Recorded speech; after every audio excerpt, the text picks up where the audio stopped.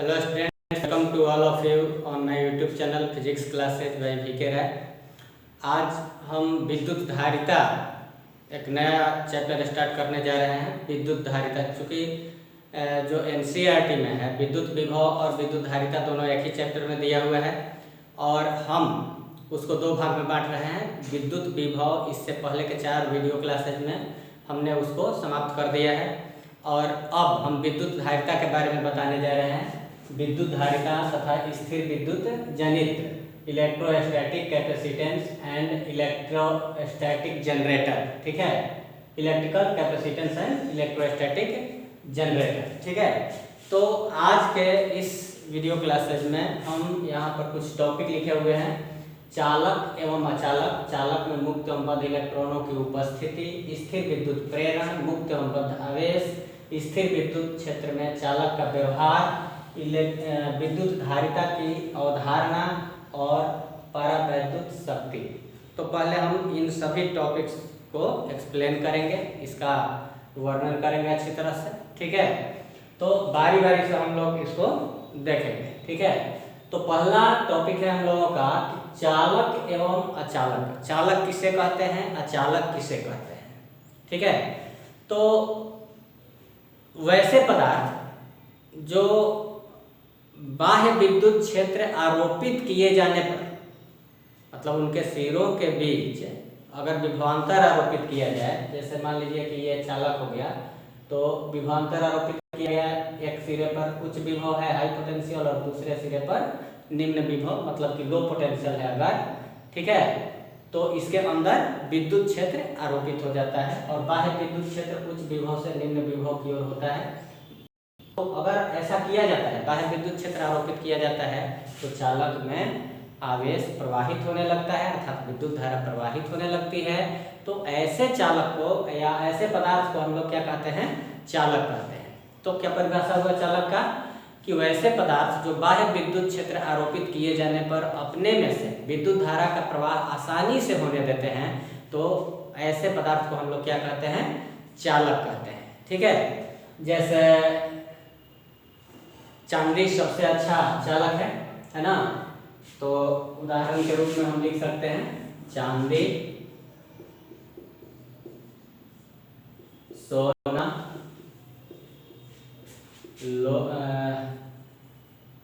तांबा, एल्यूमिनियम,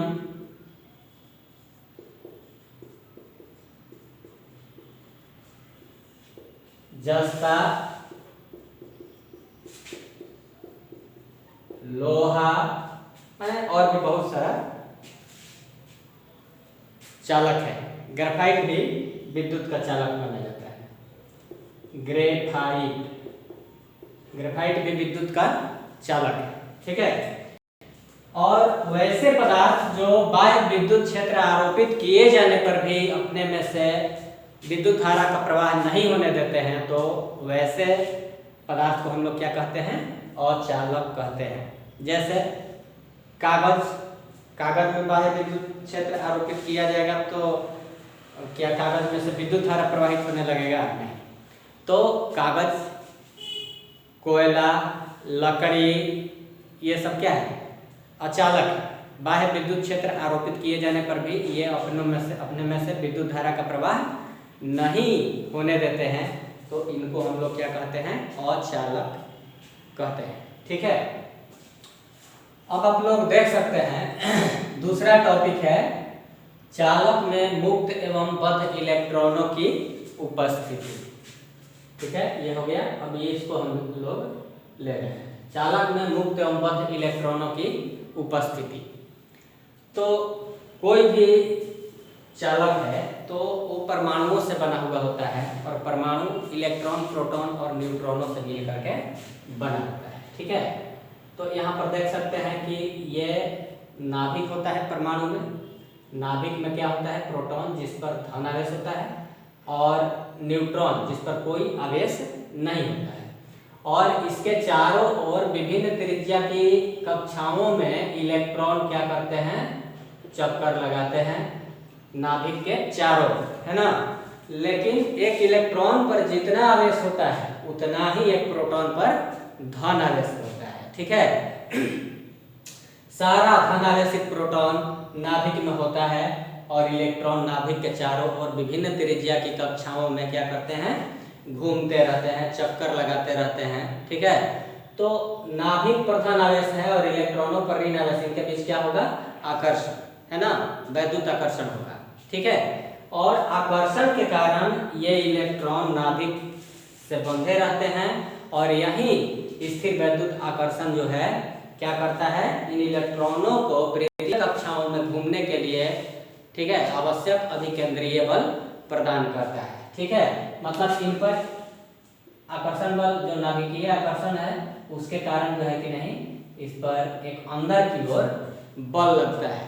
ठीक है, अभिकेंद्रीय बल, और उसी अभिकेंद्रीय बल के कारण ये इलेक्ट्रॉन घूमते रहते हैं।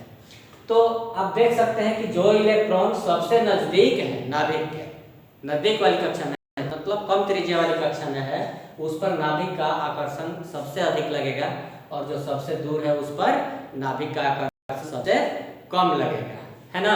तो नाभिक पर वैद्युत आकर्षण सबसे कम किस पर लगेगा, सबसे बाहर वाली कक्षा में। ठीक है, तो कुछ पदार्थों के या कुछ चालकों के परमाणुओं में बाह्यतम कक्षा के इलेक्ट्रॉन पर नाभिक का आकर्षण बल इतना कमजोर होता है, ठीक है, या उसकी बंधन ऊर्जा इतनी कम होती है कि सामान्य ताप पर भी, रूम टेम्परेचर पर भी ये कुछ ऊष्मा ले करके, और ऊष्मा क्या है, ऊर्जा है, मतलब कि कुछ ऊर्जा लेकर के, प्राप्त करके, और ये परमाणु को छोड़ करके दो परमाणुओं के बीच के खाली स्थानों में इधर उधर घूमते रहते हैं। वैसे इलेक्ट्रॉनों को क्या कहते हैं, मुक्त इलेक्ट्रॉन कहते हैं। क्या कहते हैं, मुक्त इलेक्ट्रॉन। लेकिन ये इलेक्ट्रॉन दो परमाणुओं के बीच के खाली स्थानों में ही घूमेंगे, चालक से बाहर नहीं जा सकते। जैसे मान लीजिए कि ये कोई चालक हो गया और इसमें बहुत सारा इलेक्ट्रॉन है। ठीक है, कोई इलेक्ट्रॉन यहाँ से निकल करके बाहर आ गया, सतह से निकल करके बाहर आ गया। ठीक है, तो जैसे ही कोई इलेक्ट्रॉन चालक के सतह से निकल करके बाहर आएगा, वैसे ही क्या हो जाएगा, यहाँ पर एक इलेक्ट्रॉन की कमी हो जाएगी, अर्थात यहाँ पर एक धन आवेश उत्पन्न हो जाएगा और ये धन आवेश इस इलेक्ट्रॉन को क्या करेगा, फिर से अपनी ओर खींचेगा और ये इलेक्ट्रॉन इस चालक के सतह से बाहर नहीं जा सकता है।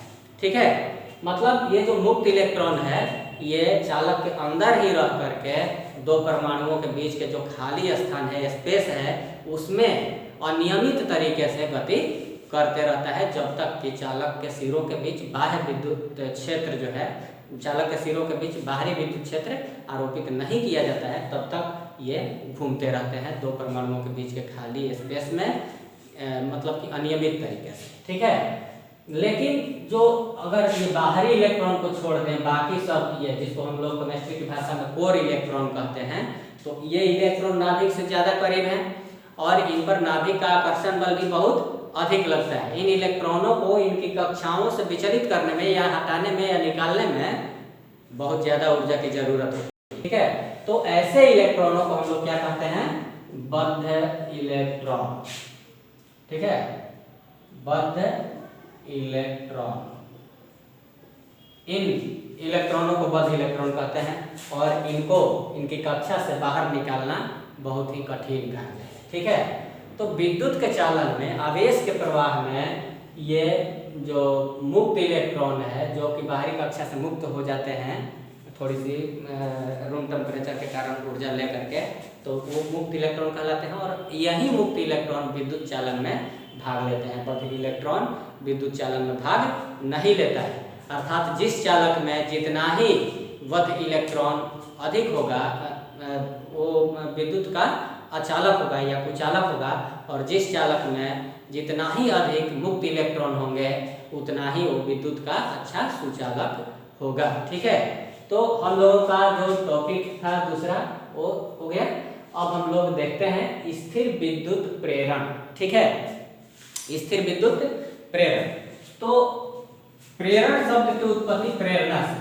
ठीक है, प्रेरणा का मतलब क्या होता है, बिना किसी के संपर्क में आए, मतलब कि वास्तविक संपर्क में आए बिना ही उससे प्रभावित होना, इसको कहते हैं विद्युत इसको कहते हैं प्रेरणा। ठीक है, जैसे किसी व्यक्ति को गांधी जी से प्रेरणा मिलती है और वो गांधी जी की तरह व्यवहार करने लगता है, अर्थात उसको कोई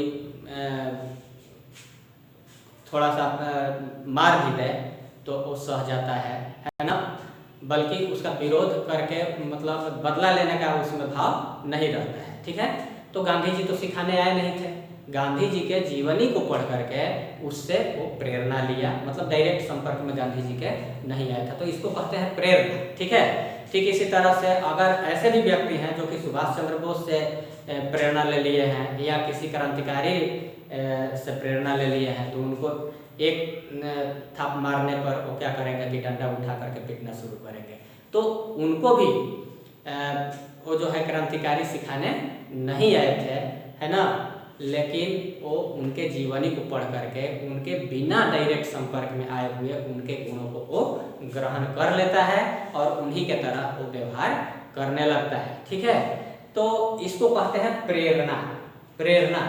ठीक है, और इसी शब्द से बना है प्रेरण। ठीक है, कहाँ गया प्रेरण, प्रेरण शब्द की उत्पत्ति प्रेरणा से हुई है। ठीक है, मतलब कि जब कोई आवेशित चालक किसी अनावेशित चालक के संपर्क में लाया जाता है, तो अनावेशित चालक का नजदीक वाला जो किनारा होता है उसमें विपरीत प्रकार का आवेश आ जाता है, प्रेरित हो जाता है।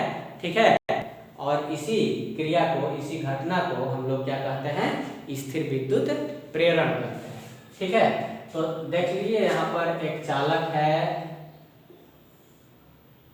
इसका नाम हम दे दे रहे हैं ए बी, इस पर ऋण आवेश है। ठीक है, अच्छा है, ऐसा करते हैं, इस पर धन आवेश करते हैं, इस पर धन आवेश है। ठीक है, और इसके निकट एक दूसरा चालक हम रख देते हैं, मतलब कि ये अनावेशित चालक है, ये चालक सी जो है अनावेशित है, इस पर कोई आवेश नहीं है।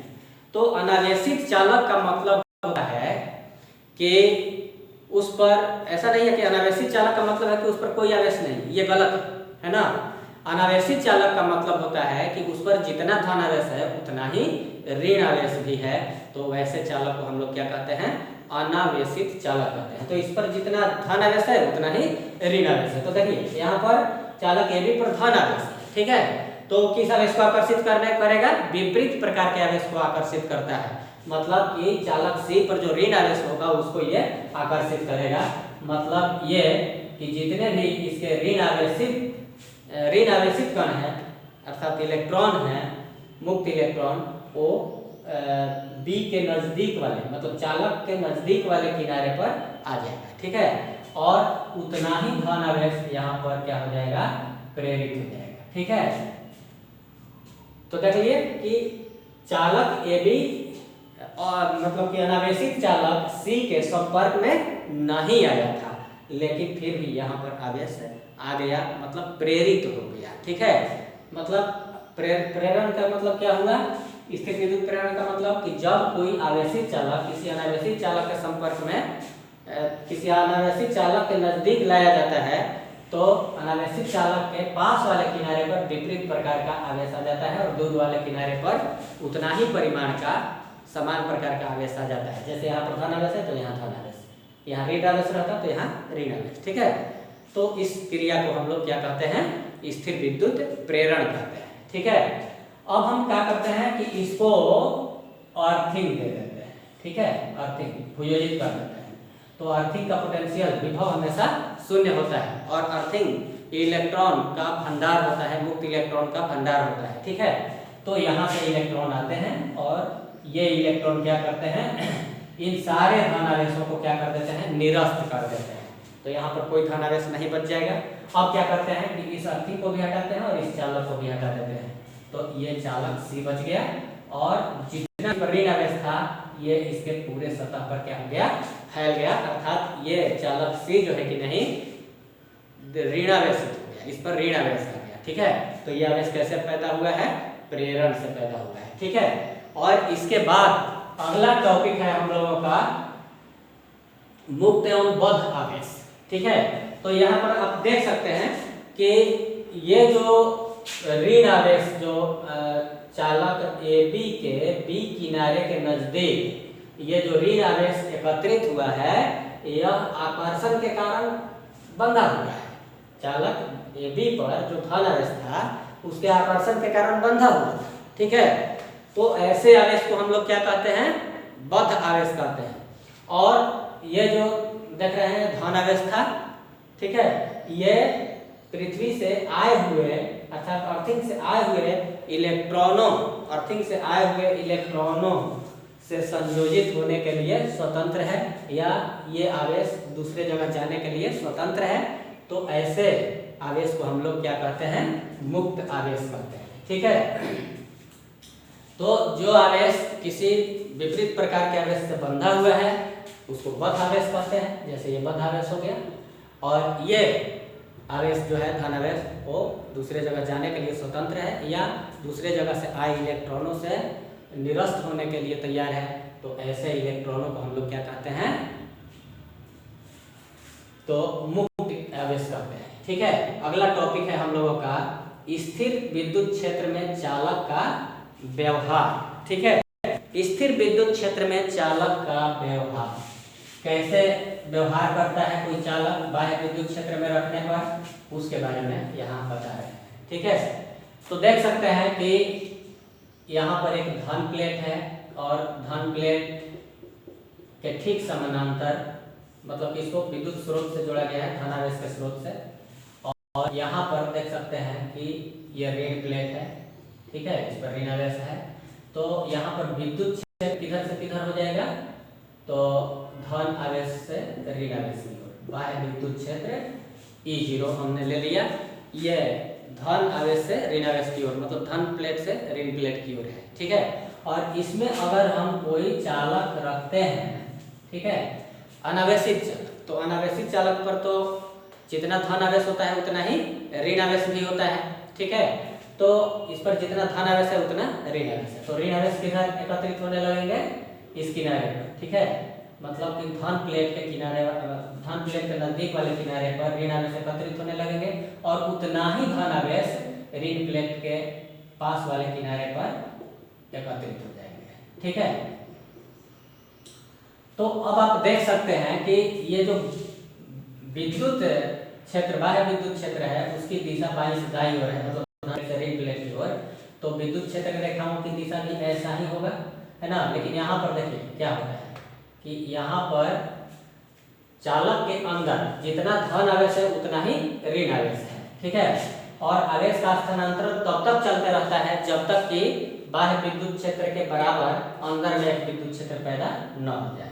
तो अंदर में विद्युत क्षेत्र जो है उसको हम E मान रहे हैं, और E और E0 जब बराबर हो जाएगा तो और अधिक आवेशों का स्थानांतरण रुक जाएगा। ठीक है, तो चालक के अंदर तो आप देख रहे हैं कि जितना धन आवेश है उतना ही ऋण आवेश है, मतलब चालक के अंदर विद्युत क्षेत्र शून्य है। ठीक है, लेकिन अब जो ये विद्युत क्षेत्र रेखाएं चली, ठीक है, मतलब जितना विद्युत क्षेत्र रेखा यहाँ प्रवेश किया उतना ही यहाँ से बाहर निकल गया, मतलब चालक के अंदर विद्युत फ्लक्स शून्य है, अर्थात विद्युत क्षेत्र की तीव्रता शून्य है। लेकिन चालक के बाहर जो है ये विद्युत क्षेत्र रेखाएं उपस्थित हैं, है ना। चालक के बाहर विद्युत क्षेत्र रेखाएं उपस्थित हैं। ठीक है, और आप देख सकते हैं कि चालक के बाहर जितना विभव होता है उतना ही चालक के अंदर प्रत्येक बिंदु पर विद्युत विभव होता है। ठीक है, अब यहाँ पर कुछ विशेष ध्यान देने वाली है कि जितनी भी ये विद्युत क्षेत्र रेखाएं हैं इस चालक के सतह के लंबवत क्या होगी? अंदर प्रवेश करेगी, और बाहर जो निकलेगी वो भी लंबवत ही बाहर निकलेगी। ठीक है, लेकिन एक बात हम बता दें कि चालक पर जो है आवेश जो पैदा हुआ, एक किनारे पर ऋण आवेश, दूसरे किनारे पर धन आवेश, तो ये आवेश चालक के अंदर नहीं चालक के सतह पर होते हैं। मतलब ये कि ये जो है चालक के सतह पर है, मतलब ये चालक है और चालक के सतह पर ये ऋण आवेश पैदा हुए हैं। यहाँ भी आप देख सकते हैं कि चालक के अंदर नहीं चालक के बाहर सतह पर ये धन आवेश यहाँ पर एकत्रित हुए हैं। ठीक है, ठीक है, तो एक आंतरिक विद्युत क्षेत्र जो पैदा हुआ, यहाँ पर जो प्रेरित आवेश है उसके कारण जो विद्युत क्षेत्र पैदा हुआ वह है E, और उसकी दिशा है दाएं से बाएं। और दोनों विद्युत क्षेत्र, जो आरोपित विद्युत क्षेत्र है और जो प्रेरित विद्युत क्षेत्र है, दोनों एक दूसरे के बराबर होते हैं। लेकिन चालक के अंदर नेट विद्युत क्षेत्र शून्य होता है, नेट विद्युत फ्लक्स शून्य होता है, लेकिन चालक के सतह पर जितना विभव होता है उतना ही विभव चालक के अंदर भी होता है। और एक और बात ये हमने बताया कि यहाँ पर जो विद्युत क्षेत्र रेखाएं हैं चालक के अंदर लंबवत प्रवेश करती है और लंबवत ही बाहर निकल जाती है। ठीक है, तो ये हो गया चालक का विद्युत क्षेत्र के अंदर व्यवहार, बाह्य विद्युत क्षेत्र के अंदर व्यवहार हो गया। ठीक है, अब है विद्युत धारिता की अवधारणा। विद्युत धारिता, वैसे नीचे के क्लास में आप लोग धारिता पढ़े होंगे। धारिता को इंग्लिश में क्या कहा जाता था? वॉल्यूम, वॉल्यूम या आयतन, आयतन को ही धारिता कहा जाता था। मतलब किसी बर्तन में किसी द्रव के धारण करने की जो क्षमता होती थी उसको हम लोग क्या कहते हैं? धारिता या आयतन कहते थे। या उसको कोई चीज है उसको द्रव में डुबाने पर जितना द्रव को विस्थापित कर देता है वह उसका क्या कहलाता है? धारिता कहलाता है या आयतन कहलाता है। ठीक है, लेकिन यहाँ पर आयतन से विशेष लेना देना नहीं है, यहाँ धारण करने की क्षमता से लेना देना है। अर्थात चालक द्वारा आवेश धारण करने की जो क्षमता होती है उसी को हम लोग क्या कहते हैं? विद्युत धारिता कहते हैं। ठीक है, तो जैसा कि आप देखते हैं कि किसी बर्तन में, जैसे गिलास में हम पानी डालते जाते हैं, गिलास भर गया तो पानी अगर और डालेंगे तो क्या होगा? गिलास से बाहर निकलने लगेगा, मतलब कि ओवरफ्लो होने लगेगा। अर्थात जितना उसको धारण करने की क्षमता थी उतना धारण किया और बाकी जो है कि नहीं बाहर निकलने लगा, ओवरफ्लो करने लगा। ठीक है, अगर वही एक गिलास पानी बाल्टी में डाला जाए तो एक गिलास पानी से वो बाल्टी नहीं भरेगा बल्कि और पानी डालना पड़ेगा। मतलब कि बाल्टी की धारिता जो है वो काफी अधिक है, जल धारिता, मतलब जल धारण करने की क्षमता। ठीक उसी तरह से चालकों में आवेश धारण करने की जो क्षमता होती है उसको हम लोग क्या कहते हैं? विद्युत धारिता कहते हैं। ठीक है, और जैसे कोई बाल्टी है, कोई बर्तन है, उसमें पानी डालेंगे तो पानी का लेवल ऊंचा होगा, पानी का लेवल बढ़ेगा। ठीक है, उसी तरह से किसी चालक को हम आवेश देते हैं तो आवेश क्या होता है कि आवेश के कारण विभव उसका बढ़ता जाता है। ठीक है, तो आवेश किसके समानुपाती हुआ? चालक के विभव। ठीक है, और इस समानुपाती चिन्ह को बराबर चिन्ह से बदलेंगे तो यहाँ एक नियतांक आ गया, देख सकते हैं C आ गया नियतांक, और C = Q/V है ना? Q/V, Q क्या है? आवेश है और V क्या है? विभव है। ठीक है, तो आवेश बटा विभव। तो यहाँ पर जो नियतांक आया है, ठीक है, इसी नियतांक को, जो कि एक समानुपाती नियतांक है, और इसको चालक की विद्युत धारिता कहते हैं। अर्थात चालक की विद्युत धारिता C = आवेश बटा विभव। चालक को दिया गया आवेश बटा चालक के सतह पर उत्पन्न विभव, इसी को हम लोग क्या कहते हैं? चालक की विद्युत धारिता कहते हैं। ठीक है, तो मात्रक क्या हो जाना चाहिए इसका? तो आवेश का हो गया कूलम, विद्युत विभव का क्या हो गया? तो वोल्ट, तो क्या हो गया? कूलम प्रति वोल्ट, जिसको क्या कहते हैं? 1 फैराड कहते हैं, फैराड। इसको संक्षेप में ऐसे लिखते हैं। ठीक है, लेकिन विद्युत धारिता बहुत बहुत ही बड़ा मात्रक है। विद्युत धारिता का बहुत ही बड़ा मात्रक है ये फैराड। ठीक है, इसलिए हम फैराड का उपयोग कम ही करते हैं, इसके छोटे मात्रक का उपयोग ज़्यादा करते हैं। जैसे 1 माइक्रोफैराड = 1 × 10⁻⁻⁶ फैराड, 1 पिकोफैराड = कितना होता है? तो 10⁻12 फैराड हो गया। ठीक है, इस छोटे मात्रक का हम लोग प्रयोग करते हैं। ठीक है, अब इसका विमीय सूत्र देख लिया जाए। विमीय सूत्र क्या होता है? तो आवेश का विमा बटा विभव का विमा। ठीक है, तो आवेश का विमा कितना होता है? TA। ठीक है, और विभव का विमा कितना होता है? विभव तो कार्य बटा आवेश होता है ना, तो कार्य का होता है M L square T inverse 2, है ना, और आवेश का होता है टी, कार्य बटा आवेश, तो टी ए हो गया। तो देख सकते हैं कि M L square T inverse 3 A inverse 1 हो गया। ठीक है, तो अब हम लोग हल करें तो एम ऊपर जाएगा तो एम इनवर्स 1, एल स्क्वायर ऊपर जाएगा तो एल इनवर्स 2, टी के पावर -3 ऊपर जाएगा तो ये 3 आए, एगो ये हो गया 4 हो गया, और ए ऊपर जाएगा तो ये ए का 1 2 हो गया। मतलब ये हो गया विद्युत धारिता का विमीय सूत्र। ठीक है, तो विद्युत धारिता का विमीय सूत्र हो गया। अब हम लोग देखते हैं परावैद्युत शक्ति क्या होता है। जैसा कि हमने अभी क्या बताया कि किसी गिलास में अगर पानी डालते हैं तो पानी डालने पर जब वो गिलास भर जाता है पानी से तो क्या होता है, ओवरफ्लो होने लगता है। ठीक उसी तरह से जब चालक को आवेश देते जाएंगे, ठीक है, तो उसका विभव बढ़ेगा, और विभव बढ़ते बढ़ते अगर चालक के सतह पर विभव 3 गुना 10 के पावर 6 वोल्ट प्रति मीटर, चालक के सतह पर विद्युत क्षेत्र की तीव्रता 3 गुना 10 के पावर 6 वोल्ट प्रति मीटर से इतना हो जाएगा, तो अब हम उसको आवेश देंगे चालक को, तो वो आवेश चालक पर नहीं रह पाएगा, बल्कि चालक से ओवरफ्लो होगा, मतलब चिंगारी के रूप में विद्युत पवन उत्पन्न करेगा और चालक से बाहर चला जाएगा। ठीक है, तो इसी विद्युत क्षेत्र को हम लोग, यही जो अधिकतम विद्युत क्षेत्र है, इसको हम लोग क्या कहते हैं, परावैद्युत शक्ति कहते हैं।